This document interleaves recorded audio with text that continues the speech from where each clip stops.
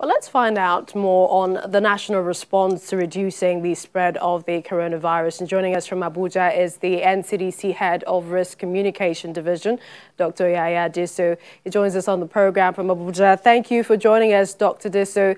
Your center keeps updating the nation on the spread of COVID-19, and since we recorded our first case, but how much sensitization is going on into the rise in community transmission? And that is something your agency calls the silent spreaders that we're seeing today. Thank you very much. It is quite clear that once we have community transmission, we need a community approach to be able to tackle community transmission.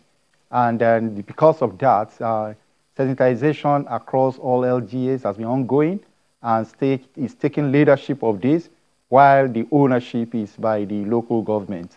And then, but the national provides the guideline, the capacity, the technical support for the state to be able to ensure that they do the mobilization effectively. More importantly is the messaging. And then at the national level, data are pulled together from all sources, from the social media, from the people who are on the field, from the states, and from media scanning, and to understand the way people understand this disease, and then their perception about this, and their concerns, so to be able to develop messaging that will be tailored to address the needs. And when these messaging are deployed, and the states also adapt them to capture the realities of those communities where we are having this. In particular, hotspots in the country where active cases are reported have been mapped out to intensify transmission, to intensify sensitization, and to encourage people to comply with the guideline that has been released by the Presidential Task Force. So those are things that are ongoing now. And then you can see that the easing of the lockdown, with the easing of the lockdown, we continue to have increase in the number of cases, and this is expected because as people move, the virus move.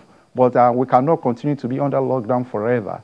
We need to balance livelihood with life, and then it's important for us to ensure that people take responsibility for adjusting to this new life that is required for us to be able to maintain ourselves in a safe way while we conduct our businesses. Dr. So Disso, I think what the federal government has done is to ensure that right information gets to the right people at the right time. We are also engaging the influencers in the community, traditional leaders and religious leaders, to ensure that this messaging gets to where they need to get to. Dr. Disso, only today a medical doctor said to me that protective measures are thrown out the window. Not a lot of people are wearing their face masks and the rest. Perhaps you might want to speak on the preventive measures, but I want to first ask you, we understand that about 812 health workers have contracted COVID-19, and 28 of them are from the Center for Disease Control, the NCDC. We're wishing them, quick recovery, as of course they go through this. But a lot of people want to know what went wrong. You will agree with me that this is a battle. It is a war against the coronavirus. And then the healthcare workers are in the front line. And then there is no way you will fight the battle and then you may not have some casualties. But the important thing is for healthcare workers to adhere strictly to the essential prevention and control measures, which is meant to protect them, protect the patients, and to protect the community. But because a lot is being learned about this virus, and then the way it is transmitted, and then we know that it's transmitted by droplets, and then particularly when you have community transmission, you may not even know where these healthcare workers are picking this. Could it be in the health facility, or could it be in the community?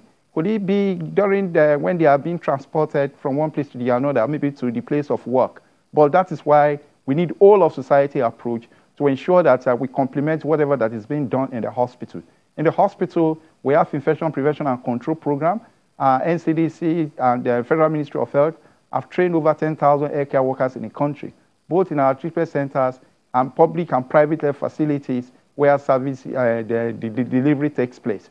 So this is being complemented by intensified risk communication in the community to ensure that everybody plays their role.